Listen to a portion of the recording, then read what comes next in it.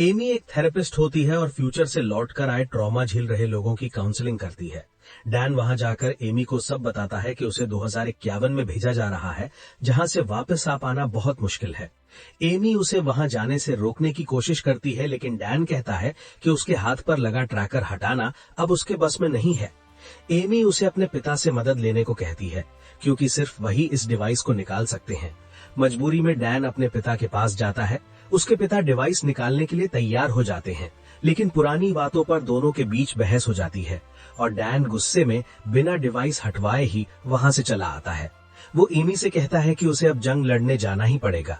Amy टूट जाती है, लेकिन डैन वादा करता है कि वो 7 दिन बाद लौट आएगा। फिर वो म्यूरी से भी विदा लेता है।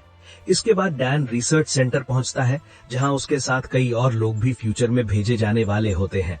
सबको एक जैसी ड्रेस दी जाती है और अलग अलग टीमों में बांट दिया जाता है।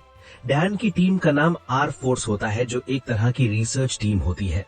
वहीं एक लड़की सवाल करती है कि अगर टाइम मशीन है तो वो लोग वापस पीछे जाकर वॉर शुरू होने से पहले ही एलियंस को क्यों नहीं मार देते। ऑफिसर बताता है कि उनकी टाइम मशीन सिर्फ 30 साल के गैप में ही काम करती है, यानी वे सिर्फ 2051 में जा सकते हैं और वहां से सिर्फ 2022 में ही लौट सकते हैं। उन्हें यह भी बताया जाता है कि उनके दुश्मन इंसान नहीं बल्कि व्हाइट स्पाइक्स नाम के एलियंस हैं। रात को डैन अपने नए दोस्त चार्ली से बात कर रहा होता है कि तभी अचानक इमरजेंसी अलार्म बजता है और लेफ्टिनेंट हार्ट सबको तुरंत फ्यूचर में जाने का ऑर्डर देती है। असल में प्लान था कि सबकी ट्रेनिंग पूरी होने के बाद उन्हें भेजा जाएगा, लेकिन एलियंस ने रिसर्च लैब पर हमला कर दिया था। अगर लैब न बची तो जंग हार जाना तय था।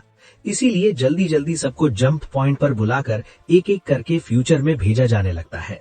इसी दौरान सिस्टम में खराबी आ जाती है और लोग जमीन पर उतरने के बजाय आसमान से नीचे गिरने लगते हैं। ये वही सीन है जो शुरुआत में दिखाया गया था। डैन और कुछ लोग एक स्विमिंग पूल में गिरते हैं, बाकी कई लोग सीधा जमीन पर गिरकर मर जाते हैं। चारों तरफ तबाही और एलियंस का खतरा देखकर सब डर जाते हैं।